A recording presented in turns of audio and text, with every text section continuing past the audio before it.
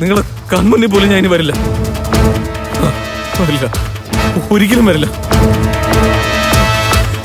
രഘുവേട്ടൻ എന്നെ തെറ്റിദ്ധരിച്ചിരിക്കുക. രഘുവേട്ടൻ കരുതുന്നത് പോലെ ഒന്നും അല്ല സത്യം. ഞാനത് കൊടുത്തത് അങ്കിൾ. മതി, നീ കൂടുതലൊന്നും പറയണ്ട. എനിക്കെല്ലാം മനസ്സിലായി.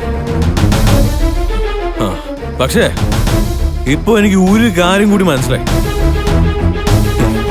ഈ ലോകത്തെ, തങ്കച്ചി മാഡം, ഈ ലോകത്തെ ആരെയും സ്നേഹിക്കാൻ പാടില്ല.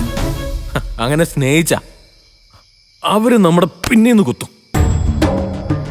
ഒരിക്കലും എഴുന്നേക്കാൻ പറ്റാത്ത പോലെ നമ്മളെ കൊത്തി വീഴ്ത്തും. അതാ ഇപ്പൊ എന്റെ അവസ്ഥ. രഘു ഒന്ന് സമാധാനിക്ക. തങ്കച്ചി മേഡം, ഞാൻ എന്ത് പറഞ്ഞാ സമാധാനിക്കണ്ടേ? എനിക്കെല്ലാം നഷ്ടമായില്ലേ? എന്റെ അമ്പിളിയും കുഞ്ഞും എല്ലാം നഷ്ടപ്പെടുത്തിയിട്ടു. എനിക്ക് ഒരു തരി പോലും കുറ്റമൊന്നും തോന്നിയിട്ടില്ല. പക്ഷെ ഇപ്പൊ ഇവൾ എന്നെ ചതിച്ചപ്പോ മതിയേ എനിക്ക് മതിയേ.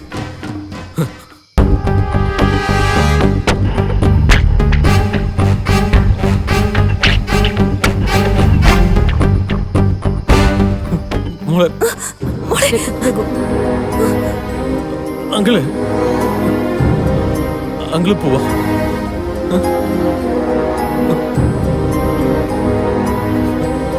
പോവാൻ മോളെ. അങ്കിള് ഇനി ഒരിക്കലും മോളെ കാണില്ല.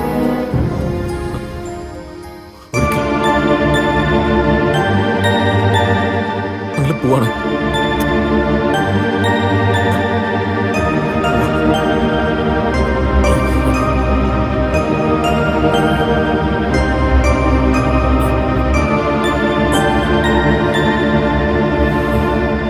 ആമി ചെയ്തത് ശരിക്കും മോശമായിപ്പോയി.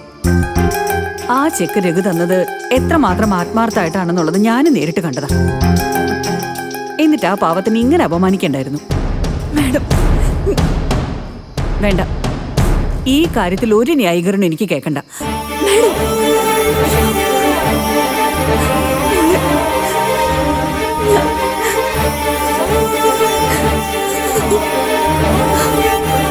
ഈശ്വര